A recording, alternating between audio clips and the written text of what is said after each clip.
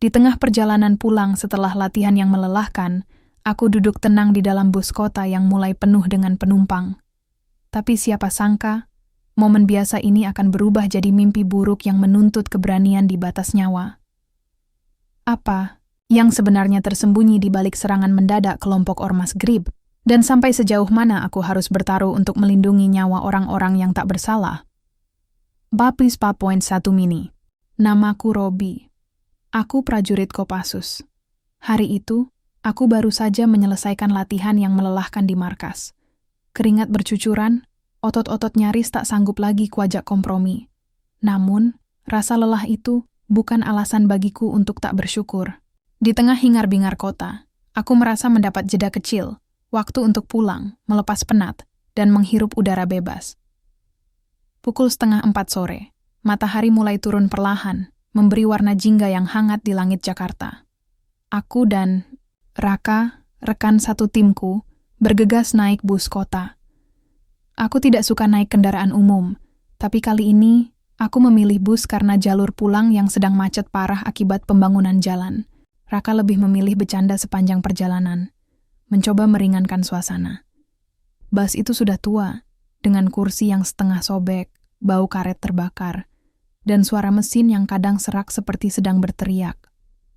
Aku duduk di dekat jendela, melihat orang-orang yang berlalu lalang di pinggir jalan.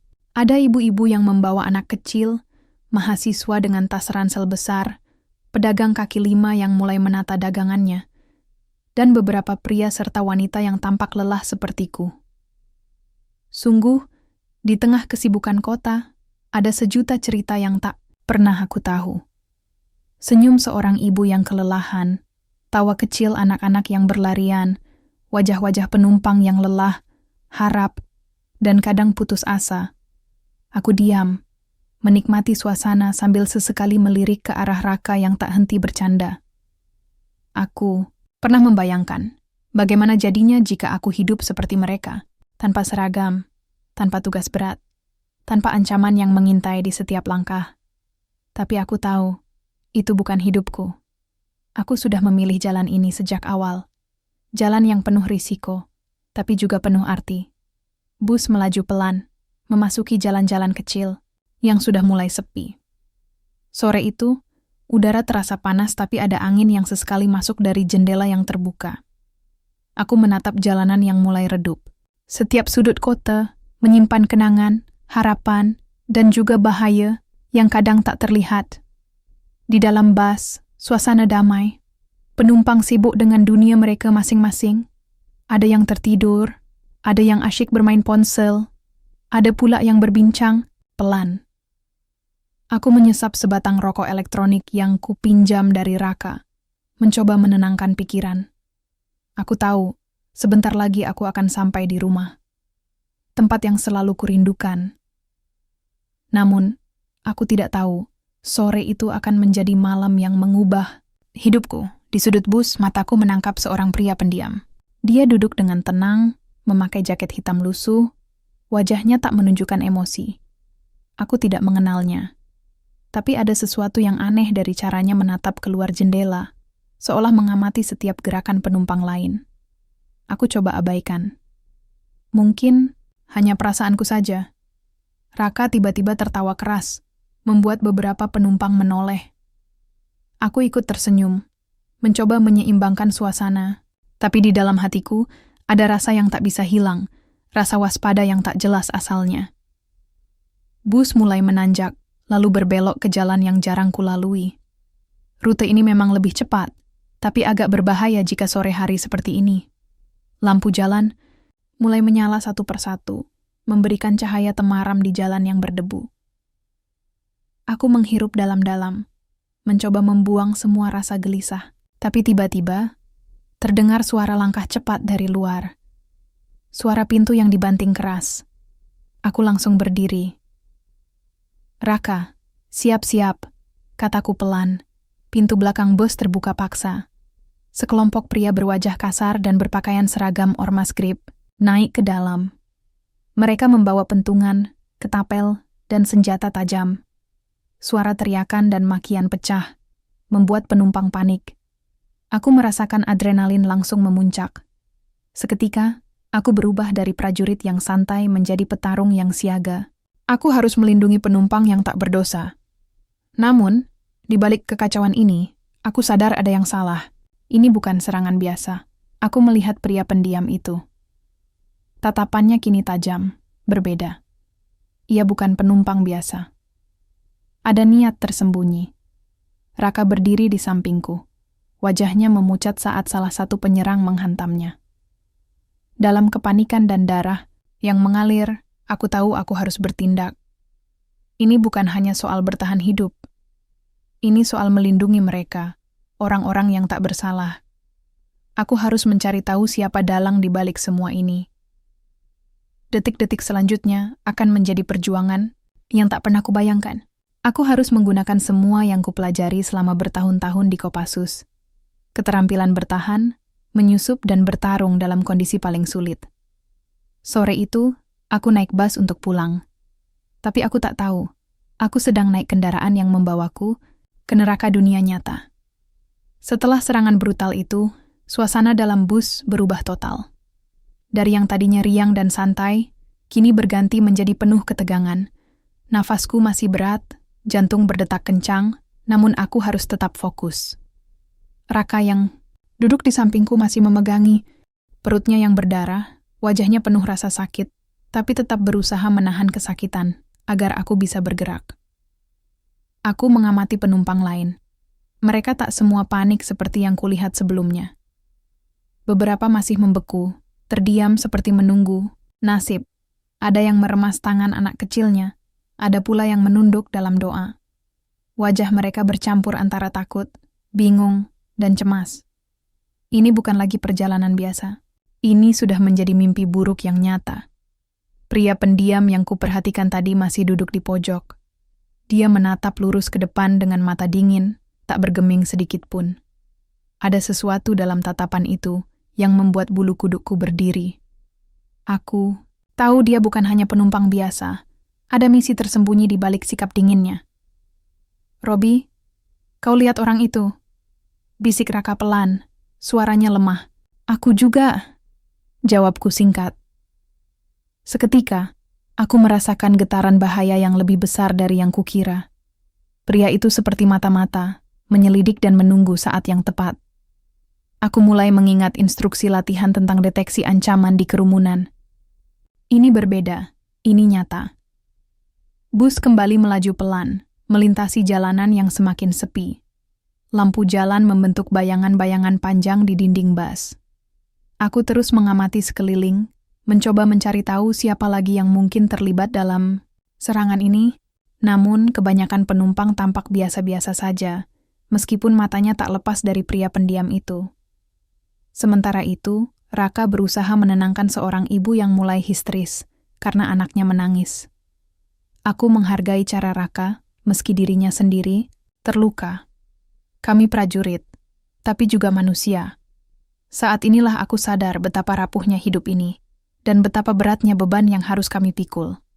Aku mencoba menghubungi atasanku, berharap mendapat arahan atau bantuan. Namun, sinyal di dalam bus sangat buruk, membuat komunikasi hampir mustahil. Aku merasa seperti terisolasi di tengah bahaya, tapi aku tak boleh menyerah. Tiba-tiba, dari ujung bus, terdengar suara langkah cepat dan bisikan-bisikan pendek. Aku langsung menoleh ke arah pria pendiam tadi.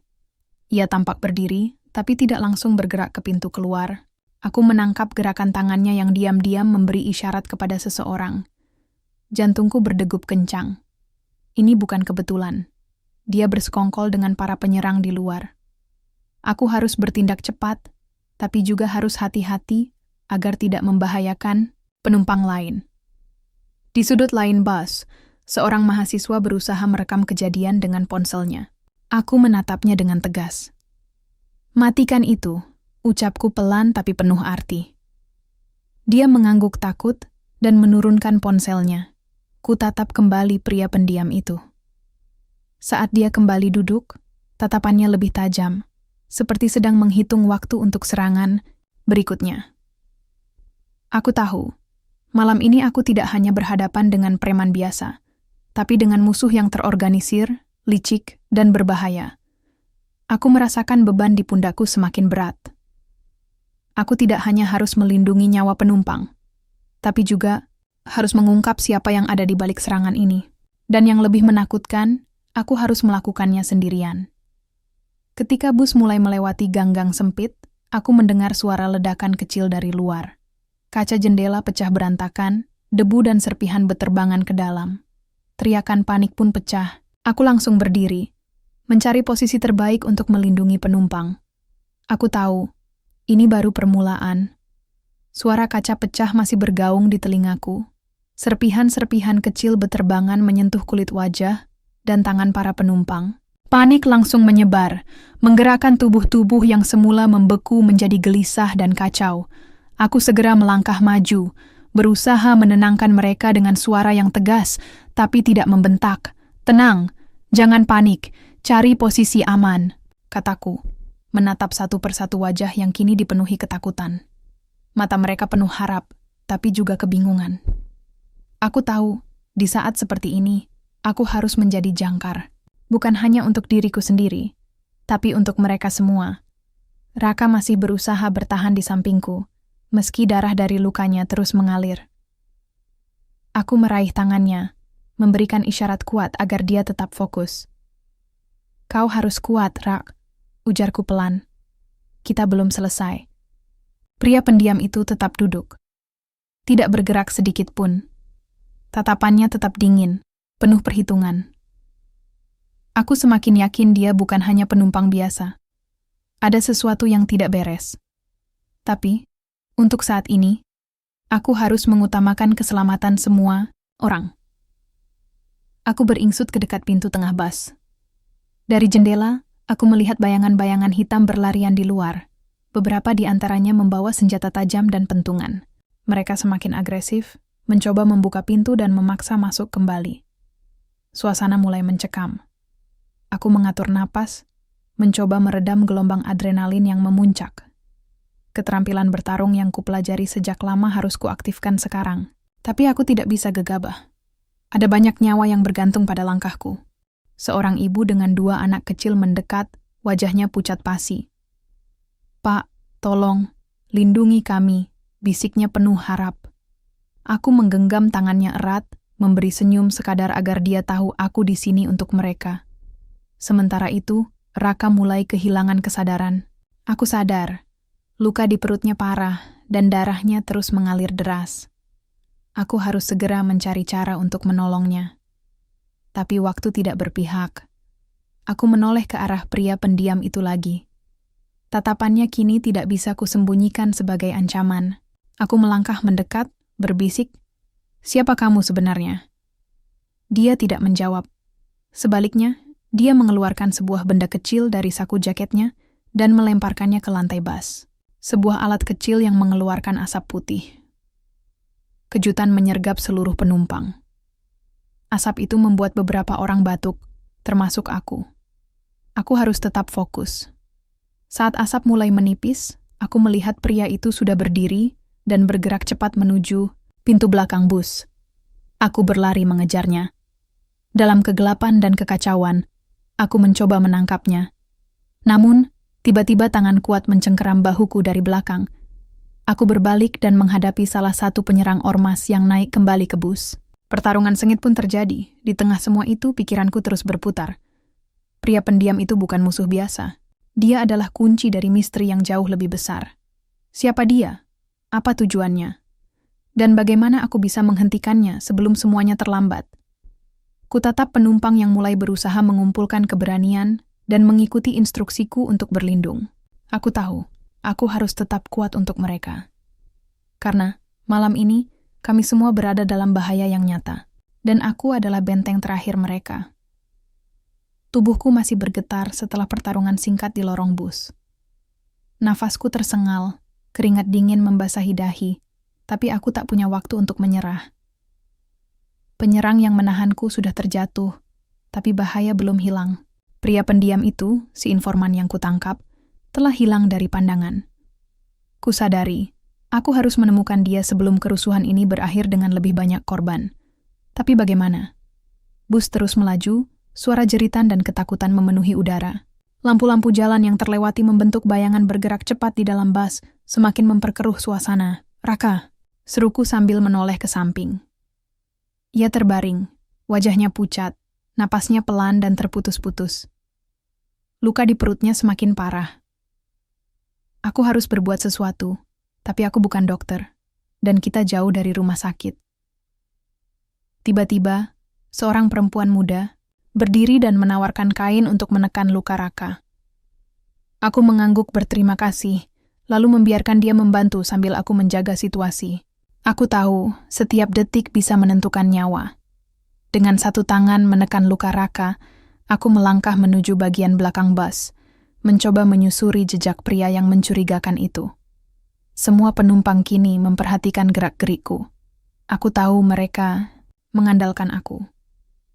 Ketika aku mendekat ke pintu belakang, ku dengar bisikan pelan di pojok gelap. Suara itu membuat bulu kudukku merinding. Aku mengarahkan senter kecil dari ponsel ke arah suara, dan di sana aku melihat pria itu berjongkok, mencoba membuka sebuah pintu kecil yang mungkin menjadi jalur keluar rahasia. "Berhenti!" Aku berteriak. Namun dia sudah sadar dan berbalik. Matanya menyala penuh ketakutan dan kemarahan sekaligus. "Kau tidak tahu apa yang kau hadapi," katanya dengan suara serak tapi tegas.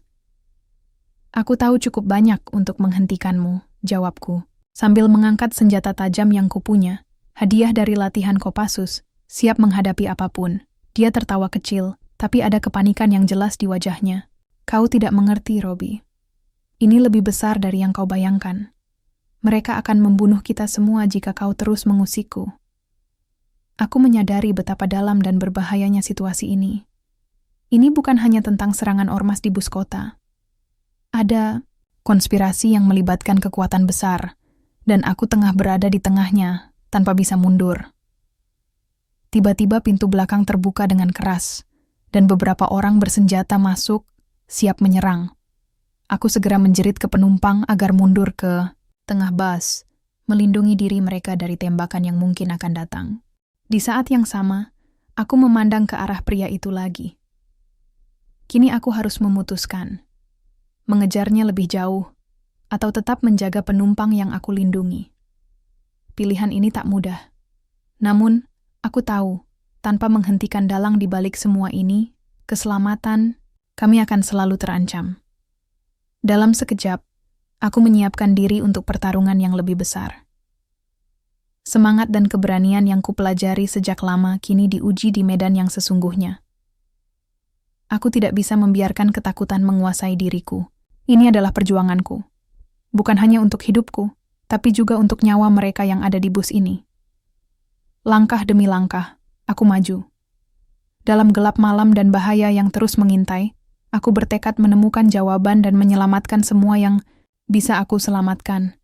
Karena aku tahu, malam ini aku tidak sendiri. Aku harus menjadi cahaya di tengah kegelapan. Malam semakin larut, tapi bos ini seperti dipenjara di lorong waktu yang tak berujung. Suara jeritan, tangisan, dan gumaman doa bercampur menjadi simfoni kelam yang menggetarkan jiwa. Aku berdiri di tengah lorong bus, napas masih berat, kepala berdenyut, tapi mata ini tetap waspada. Raka kini sudah terbaring lebih tenang, dibantu oleh perempuan muda tadi yang terus mengawasi kondisinya. Aku harus fokus. Ada ratusan hal yang harus kulakukan, tapi yang paling penting adalah menjaga keselamatan mereka dan menemukan siapa dalang sebenarnya. Mata-mataku kembali mencari-cari pria pendiam itu. Di mana dia bersembunyi? Apa langkah selanjutnya? Kuingat pesan samar yang dia ucapkan. Mereka akan membunuh kita semua. Kata-kata itu bergema di kepalaku, menambah beban dan ketegangan. Tak lama, suara gemerisik datang dari belakang. Aku segera membalik badan dan siap sedia. Ternyata, dua penumpang lain yang sebelumnya tampak panik, kini menggerakkan tubuh dengan sikap berbeda. Ada sesuatu yang berubah dalam diri mereka, aura yang tidak biasa. Aku mengenali itu. Ketegangan, berlapis kebohongan. Salah satunya, seorang pria paruh baya, mendekat dan berkata dengan suara rendah, "Kami ingin membantu. Tapi kau harus percaya." Kupicingkan mata, mencoba membaca niatnya. Kepercayaanku tak bisa mudah diberikan, apalagi di saat genting ini.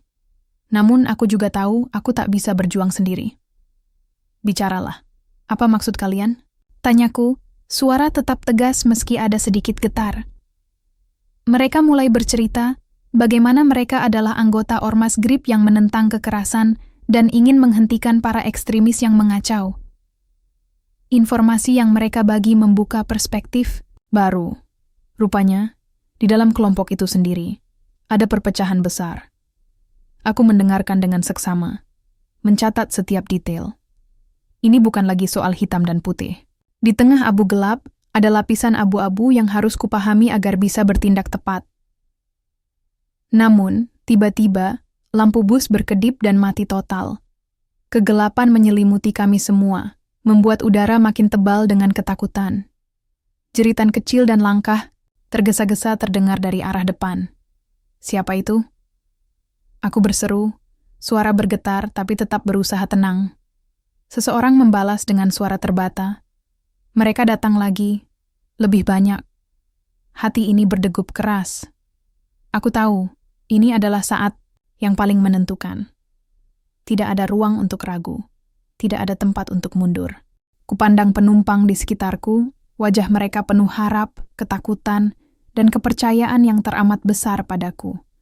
Mereka mengandalkanku untuk membawa mereka keluar dari mimpi buruk ini. Aku menghela napas panjang, menguatkan hati dan tekad. Siapkan diri kalian. Kita harus bertahan sampai bantuan datang. Aku tidak akan biarkan siapapun terluka lagi. Suara itu datang bukan hanya dari mulut, tapi dari jiwa yang membara, menyala dalam gelap malam yang menyesakkan. Gelap yang menyelimuti bus seperti menyedot semua keberanian yang kumiliki. Namun, aku tahu ini bukan saatnya menyerah. Aku harus jadi pelindung, benteng terakhir bagi mereka yang berharap padaku. Suara langkah berat dan bisikan mengancam makin dekat dari depan. Robi! Suara perempuan muda yang menolong Raka tiba-tiba bergetar. Mereka membawa senjata api. Detik itu aku merasakan hawa dingin menyergap. Senjata api bukan hanya ancaman biasa. Itu berarti kematian bisa datang dalam sekejap. Aku mengedarkan pandangan, mencari tempat untuk berlindung, dan sekaligus mempersiapkan serangan balasan. Kita harus pecah kelompok mereka. Aku berbisik pada diri sendiri, lalu berteriak ke penumpang. Bagi kalian menjadi dua kelompok. Kelompok pertama ikut aku ke bagian belakang, kelompok kedua tetap di sini. Jaga Raka. Beberapa penumpang tampak ketakutan, tapi sebagian lainnya mengangguk dan bergerak sesuai perintah. Aku melihat lelaki paruh baya dari kelompok GRIP yang kukenal mulai maju. Matanya menatapku penuh kebencian dan penyesalan yang sulit kubaca. Dalam kegelapan, bayangan mereka berkelebat, beberapa sudah menyiapkan senjata tajam, yang lain menenteng senapan angin, cukup mematikan untuk membuatku berhati-hati. Pertempuran kecil pun pecah. Aku menggunakan segala keahlian tempur yang kumiliki, bergerak cepat dan tepat, menghindari pukulan dan serangan. Namun, bukan hanya fisik yang jadi taruhannya, ketegangan dan rasa takut mencekam lebih dalam dari luka yang bisa kulihat. Di tengah kekacauan, aku menangkap sosok pria yang selama ini kukira informan. Namun, dia bergerak aneh, seperti bingung dan ketakutan. "Kenapa kau di sini?" Tanyaku sambil menahan serangan. Dia mengangkat tangan, menatapku dengan mata yang berlinang air mata. "Aku tidak punya pilihan, Robi. Aku dipaksa. Aku hanya ingin kalian semua selamat." Detik itu aku merasa perpecahan dalam hatiku. Haruskah aku mempercayainya? Atau menganggapnya bagian dari ancaman? Sementara itu, suara tembakan terdengar dari luar bus. Lampu jalan menyala sebentar, menerangi wajah-wajah penuh kecemasan dan darah. Ini bukan lagi masalah bas saja, tapi perang yang lebih besar di luar sana. Aku sadar aku harus memilih. Melindungi yang ada di dalam bas, atau berusaha menggagalkan rencana besar yang mungkin akan menghancurkan lebih banyak nyawa. Dalam hati aku berjanji, apapun yang terjadi, aku akan berjuang sampai titik darah penghabisan. Karena malam ini bukan hanya tentang aku atau mereka. Ini tentang keadilan. keberanian, dan harapan yang tak boleh padam. Setelah pertarungan sengit di dalam bus, tubuhku terasa semakin lelah, tapi pikiranku berputar liar. Bayangan pria yang kukira informan terus menghantui. Dia bukan hanya pengkhianat, dia juga korban. Tapi siapa sebenarnya dia? Dan mengapa ia dipaksa ikut dalam permainan berbahaya ini? Aku duduk sejenak, mencoba mengatur napas dan pikiran. Penumpang lain berkumpul di sekitar. Beberapa terluka, beberapa masih terpaku ketakutan. Suasana bus yang semula riuh berubah menjadi sunyi penuh kecemasan. Tiba-tiba, suara derap kaki berat terdengar dari luar. Lampu jalan menyala kembali, menerangi sosok-sosok berseragam lengkap dengan senjata. Aku mengenali mereka sebagai pasukan polisi, tapi bukan yang aku kenal baik. Wajah mereka dingin, tanpa belas kasihan. Ini sudah berakhir. Salah seorang dari mereka berteriak, suaranya penuh otoritas dan ancaman. Aku berdiri, melangkah maju. Kalian siapa? Kami di sini butuh bantuan, bukan ancaman. Namun mereka tak merespons dengan kata-kata. Mereka langsung mengarahkan senjata ke kami. Kekacauan pecah kembali, tapi kali ini lebih berbahaya, karena yang datang bukan musuh biasa. Mereka adalah bagian dari kekuatan yang lebih besar dan licik. Dalam kekacauan itu, aku melihat pria informan itu mencoba melarikan diri. Instingku berkata untuk mengejarnya, tapi aku juga tak bisa meninggalkan penumpang yang sudah terluka. Aku harus memilih, mengejar pria yang bisa menjadi kunci penyelesaian, atau bertahan dan melindungi mereka yang bergantung padaku. Detik-detik berlalu seperti detik kematian. Aku memilih untuk melindungi. Aku mengumpulkan beberapa penumpang kuat dan mulai membentuk pertahanan. Namun, di sudut mataku, aku terus mengawasi gerak-gerik pria itu. Ketegangan meningkat, rasa curiga dan dilema semakin dalam. Aku tahu, pengkhianatan bukan hanya berasal dari luar, tapi bisa datang dari dalam.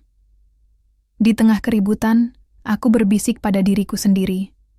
Robi, ini bukan hanya pertempuran fisik, ini perang pikiran dan hati. Kau harus kuat, untuk mereka, dan untuk dirimu sendiri. Malam semakin gelap, dan bayangan pengkhianat terus membayangi setiap langkahku. Aku sadar, perjalanan ini belum selesai, bahkan baru saja mulai. Kegelapan, malam seakan menelan seluruh bus. Lampu jalan di luar sudah padam, dan hanya sesekali suara deru kendaraan lewat mengiringi sunyinya suasana. Nafas penumpang yang tersisa terasa berat, seolah tiap helaan membawa beban dunia yang tak terlihat. Aku berdiri di lorong sempit, tubuhku masih bergetar karena adrenalin yang belum turun.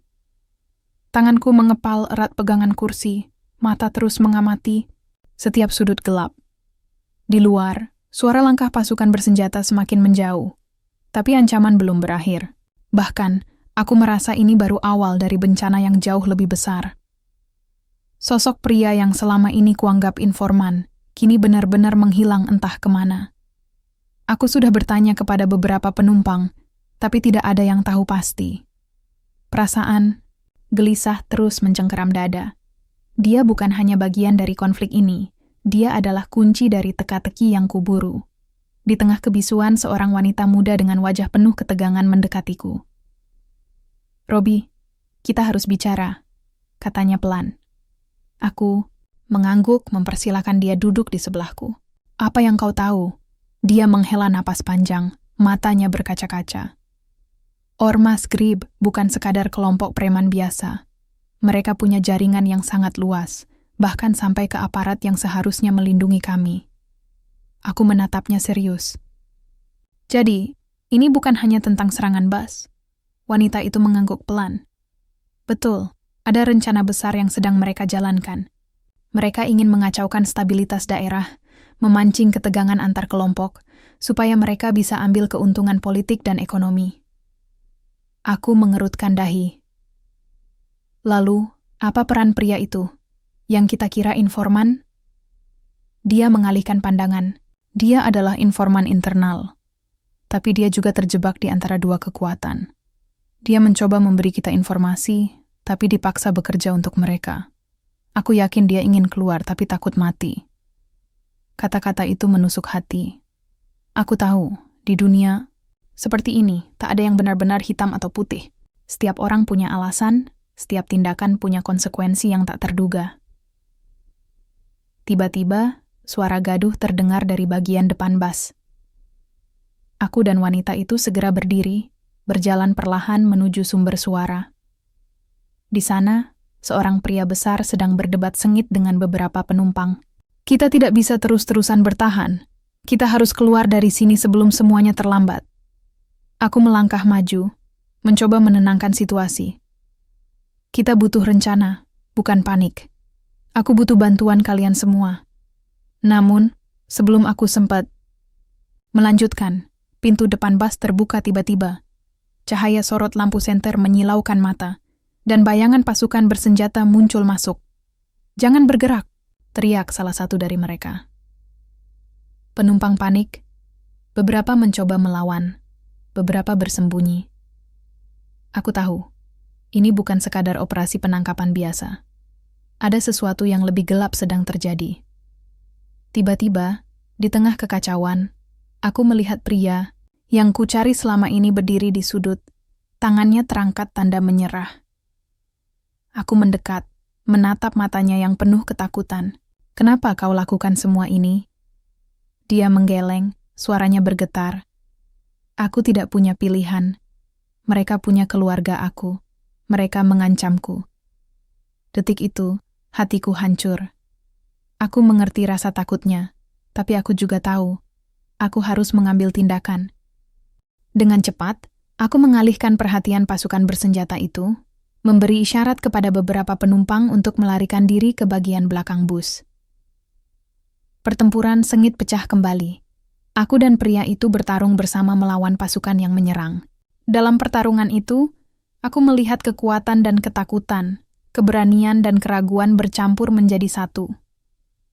Ketika salah satu pasukan berusaha menembak pria itu, tanpa pikir panjang aku melompat dan menahan peluru dengan tubuhku. Rasa sakit yang menyebar ke seluruh tubuh membuatku hampir pingsan, tapi aku tahu aku harus tetap bertahan. Pria itu menangis, menggenggam tanganku. "Maaf, Robi. Aku tidak ingin ini terjadi." Aku menarik napas dalam-dalam, berusaha tetap sadar. "Kita harus keluar dari sini bersama. Aku percaya padamu." Dengan tenaga yang tersisa, aku memimpin penumpang yang masih bisa bergerak ke bagian belakang bus. Kami menutup pintu dan mengunci dengan seadanya. Napasku berat, tubuhku lemah, tapi tekadku membara. Ini bukan hanya pertempuran fisik, tapi juga pertempuran hati dan keyakinan. Dalam gelap, aku menatap langit-langit bus, berjanji pada diri sendiri. Aku akan mengungkap semua kebenaran ini, menyelamatkan mereka, dan membongkar konspirasi yang mengancam nyawa banyak orang. Malam belum usai. Perang ini baru saja mencapai titik paling gelapnya. Kegelapan malam semakin pekat menyelimuti bus yang kini menjadi medan pertempuran sesungguhnya. Nafasku masih memburu, tubuh terasa lelah, tapi pikiran harus tetap tajam. Aku memusatkan perhatian pada setiap suara, setiap gerak yang mungkin mengancam keselamatan penumpang di dalam bus. Semua orang sudah dalam posisi siaga, mata mereka penuh ketakutan, tapi juga ada secercah harapan menatapku. Suara langkah berat pasukan bersenjata yang tadi datang kini mulai mereda. Aku tahu mereka belum pergi jauh, mungkin sedang mengelilingi bus, mencari celah untuk menyerang lagi. Di luar, udara malam terasa dingin menusuk kulit, tapi panas dalam dadaku tak kunjung surut. Aku tahu, ini bukan sekadar pertempuran fisik, ini soal hidup dan mati, soal keberanian dan pengkhianatan yang melingkupi kami. Aku menoleh ke samping, menemukan pria yang selama ini kucurigai sebagai informan berdiri gemetar. Matanya penuh ketakutan, tubuhnya bergetar hebat. "Kenapa kau masih di sini? Kau bisa lari?" Tanyaku pelan tapi tegas. Dia menunduk, suaranya parau. "Aku tidak bisa. Mereka akan membunuh keluargaku jika aku pergi." Hatiku sesak mendengar pengakuannya. Aku tahu, orang-orang seperti dia terjebak dalam permainan yang lebih besar dari dirinya. Namun, aku juga tahu bahwa dia adalah kunci untuk membuka rahasia di balik serangan ini. Aku harus mengambil risiko.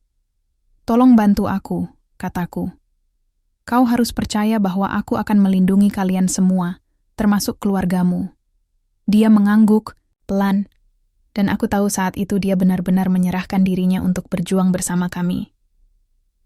Tiba-tiba, suara ledakan terdengar dari luar bus. Getaran kuat membuat jendela bergetar dan beberapa penumpang terjatuh. Kepanikan menyebar, tapi aku segera mengambil alih situasi. Tenang, semua harus tetap di tempat. Aku akan cari tahu apa yang terjadi. Seruku, berusaha menenangkan. Dengan cepat, aku mengalihkan perhatian pasukan bersenjata itu, memberi isyarat kepada beberapa penumpang untuk melarikan diri ke bagian belakang bus. Pertempuran sengit pecah kembali. Aku dan pria itu bertarung bersama melawan pasukan yang menyerang. Dalam pertarungan itu, aku melihat kekuatan dan ketakutan, keberanian dan keraguan bercampur menjadi satu. Ketika salah satu pasukan berusaha menembak pria itu, tanpa pikir panjang aku melompat dan menahan peluru dengan tubuhku. Rasa sakit yang menyebar ke seluruh tubuh membuatku hampir pingsan, tapi aku tahu aku harus tetap bertahan. Pria itu menangis, menggenggam tanganku. Maaf, Robi, aku tidak ingin ini terjadi. Aku menarik napas dalam-dalam, berusaha tetap sadar. Kita harus keluar dari sini bersama. Aku percaya padamu. Dengan tenaga yang tersisa, aku memimpin penumpang yang masih bisa bergerak ke bagian belakang bus. Kami menutup pintu dan mengunci dengan seadanya. Napasku berat, tubuhku lemah, tapi tekadku membara. Ini bukan hanya pertempuran fisik, tapi juga pertempuran hati dan keyakinan. Dalam gelap, aku menatap langit-langit bas, berjanji pada diri sendiri. Aku akan mengungkap semua kebenaran ini, menyelamatkan mereka, dan membongkar konspirasi yang mengancam nyawa banyak orang. Malam belum usai. Perang ini baru saja mencapai titik paling gelapnya. Kegelapan malam semakin pekat menyelimuti bus yang kini menjadi medan pertempuran sesungguhnya. Nafasku masih memburu, tubuh terasa lelah, tapi pikiran harus tetap tajam. Aku memusatkan perhatian pada setiap suara, setiap gerak yang mungkin mengancam keselamatan penumpang di dalam bus. Semua orang sudah dalam posisi siaga. Mata mereka penuh, ketakutan tapi juga ada secercah harapan menatapku. Suara langkah berat pasukan bersenjata yang tadi datang kini mulai mereda. Aku tahu mereka belum pergi jauh. Mungkin sedang mengelilingi bus, mencari celah untuk menyerang lagi. Di luar, udara malam terasa dingin menusuk kulit, tapi panas dalam dadaku tak kunjung surut. Aku tahu, ini bukan sekadar pertempuran fisik, ini soal hidup dan mati, soal keberanian dan pengkhianatan yang melingkupi kami.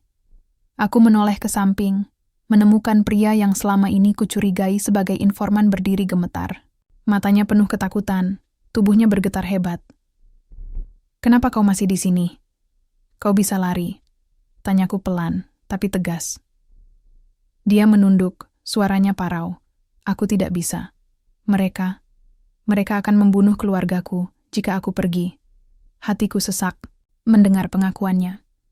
Aku tahu, orang-orang seperti dia terjebak dalam permainan yang lebih besar dari dirinya. Namun, aku juga tahu bahwa dia adalah kunci untuk membuka rahasia di balik serangan ini. Aku harus mengambil risiko. "Tolong bantu aku," kataku. "Kau harus percaya bahwa aku akan melindungi kalian semua, termasuk keluargamu." Dia mengangguk, pelan, dan aku tahu saat itu dia benar-benar menyerahkan dirinya untuk berjuang bersama kami. Tiba-tiba, suara ledakan terdengar dari luar bus. Getaran kuat membuat jendela bergetar dan beberapa penumpang terjatuh. Kepanikan menyebar, tapi aku segera mengambil alih situasi. "Tenang, semua harus tetap di tempat. Aku akan cari tahu apa yang terjadi," seruku, berusaha menenangkan. Dengan hati-hati aku membuka pintu belakang bus dan mengintip keluar. Di luar, api membara di sebuah kendaraan yang terbakar, sementara kelompok bersenjata berkumpul di sekitar, bersiap menyerang lagi. Mereka semakin agresif, dan aku tahu waktu kami semakin sempit. Aku kembali ke dalam bus dan mengumpulkan beberapa penumpang yang masih kuat. "Kita harus bertahan dan melawan." Aku butuh kalian semua bergerak cepat dan hati-hati. Aku membagikan tugas kepada mereka. Beberapa menjaga pintu dan jendela, yang lain membantu mengobati luka-luka kecil. Aku sendiri menyiapkan strategi pertahanan dan menyerang balik jika ada celah. Sementara itu, pria informan itu mengeluarkan ponsel dari sakunya dan dengan gemetar mencoba mengirim pesan. Aku menghampirinya, bertanya apa yang dia lakukan. Ini pesan untuk seseorang yang bisa membantu kita. Tapi aku tak yakin mereka akan datang tepat waktu, katanya. Aku menepuk bahunya. Kita harus bertahan sampai bantuan datang. Jangan putus asa. Malam semakin larut, dan serangan demi serangan makin sengit. Aku merasakan luka kecil di tangan akibat serpihan kaca yang pecah.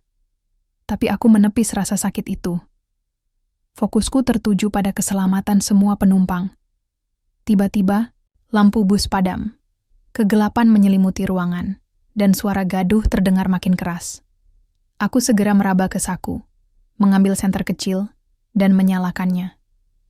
Di sinar senter itu, aku melihat bayangan pasukan bersenjata mulai masuk lagi ke dalam bus. Aku bersiap dengan langkah cepat, memanfaatkan kegelapan sebagai keuntungan. Dengan gerakan lincah, aku menendang salah satu musuh yang mendekat, kemudian mengunci lengan yang mencoba menyerang dari belakang. Pertempuran fisik itu brutal dan menguras tenaga. Aku melindungi penumpang dengan sekuat tenaga, namun aku sadar, kekuatan fisik bukan satu-satunya yang dibutuhkan. Aku harus cerdik, harus memanfaatkan strategi dan rasa percaya. Di tengah pertarungan, pria informan itu tiba-tiba berteriak. Di sini, aku tahu rahasianya. Suara itu menarik perhatian semua orang dan kekacauan sebentar terhenti. Semua mata tertuju padanya. Ada sebuah gudang senjata di pinggir kota. Dia berbisik dengan suara parau. Itu tempat mereka menyimpan semua perlengkapan dan rencana untuk serangan besar-besaran. Aku menatapnya tajam. Kau yakin? Dia mengangguk. Ya, dan aku tahu siapa yang memimpin operasi ini. Rasa dingin merayap ke tulangku. Ini lebih besar dari yang kukira. Aku harus bertindak cepat. Kita harus keluar dari sini, menuju gudang itu, dan hentikan mereka sebelum terlambat. Beberapa penumpang mengangguk, meski ketakutan masih terlihat jelas di wajah mereka. Aku mengumpulkan sisa tenaga yang ada, menguatkan hati, dan memimpin mereka turun dari bus melalui pintu belakang. Udara malam terasa berat, bau asap dan debu menyergap hidung. Kami berlari menyusuri jalan gelap, berusaha menjauh dari bus yang kini menjadi pusat konflik.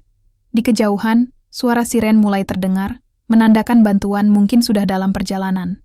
Namun, rasa takut belum hilang. Aku terus mengawasi setiap gerak di sekitar, sadar bahwa kami masih diburu. Pria informan itu berjalan di sampingku, wajahnya lesu, tapi matanya bersinar dengan tekad baru. Kita harus segera sampai di gudang itu, kataku. Ini satu-satunya cara untuk mengakhiri semua ini. Langkah kami semakin cepat, napas terengah, dan detak jantung berlari kencang seperti drum perang. Aku tahu, perjalanan ini bukan hanya tentang mengalahkan musuh, tapi juga tentang mempertahankan harapan dan kepercayaan pada diri sendiri.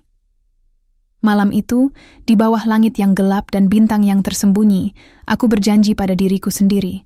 Aku akan mengungkap semua kebenaran, melindungi mereka yang tidak berdosa, dan memastikan keadilan menang, tidak peduli apapun resikonya.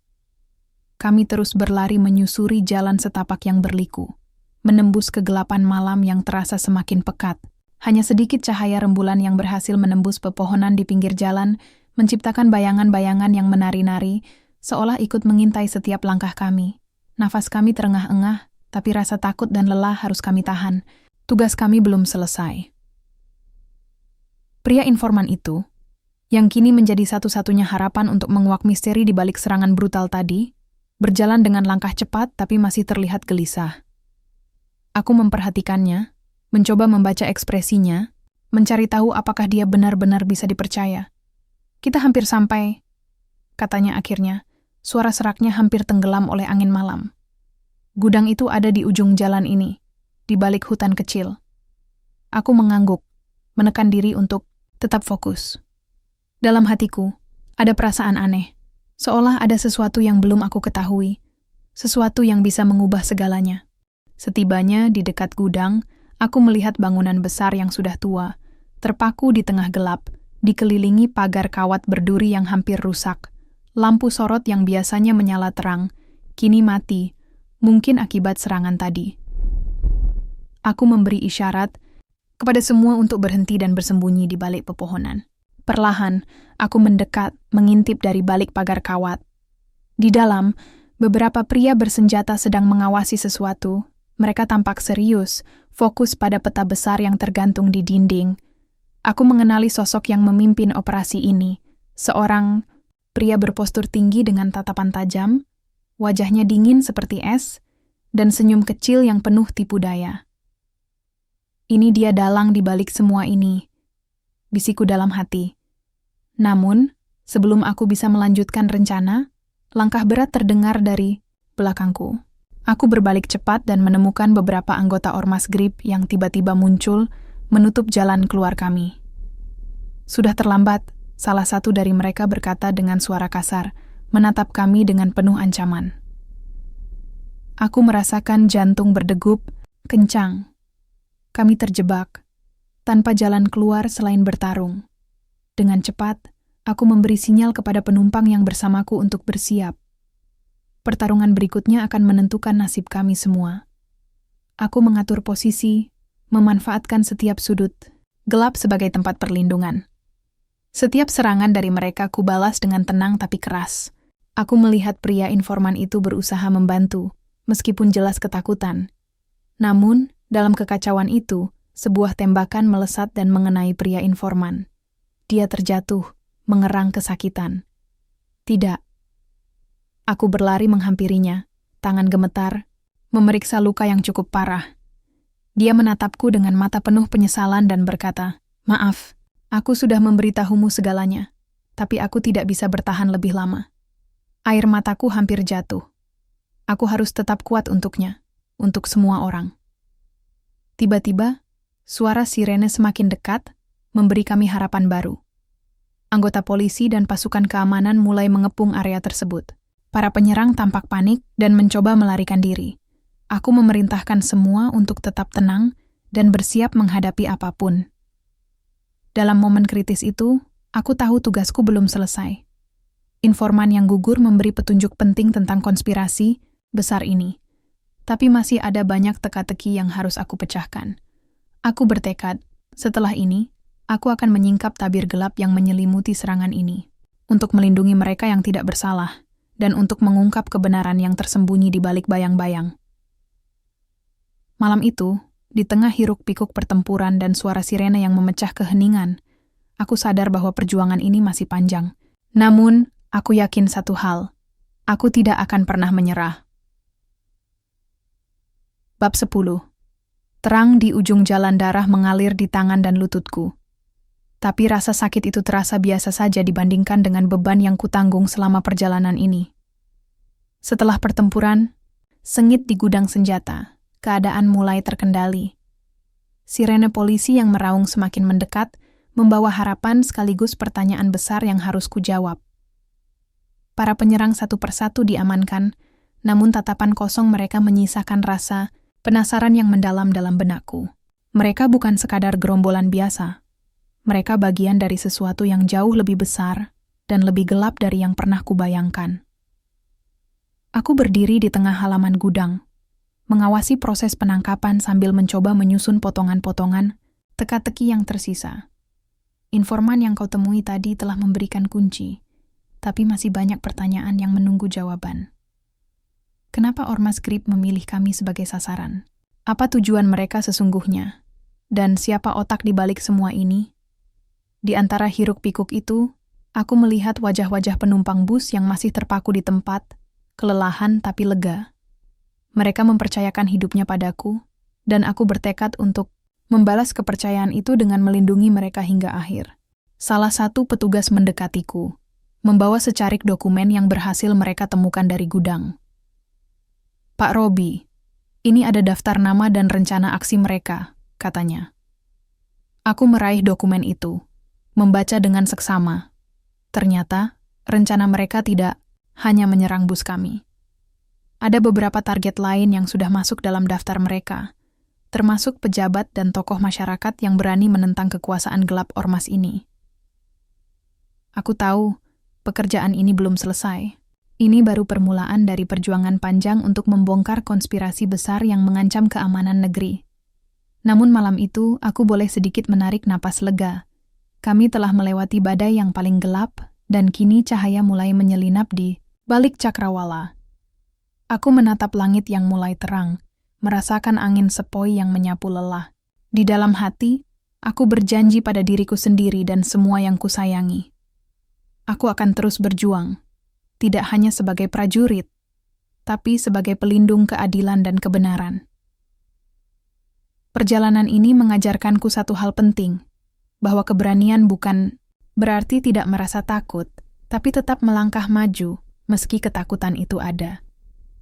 Dengan langkah mantap, aku melangkah meninggalkan gudang itu, siap menyambut hari baru dengan segala tantangan dan harapan yang menyertainya. Ini adalah akhir dari bab gelap dalam hidupku, tapi juga awal dari perjuangan yang lebih besar. Dan aku siap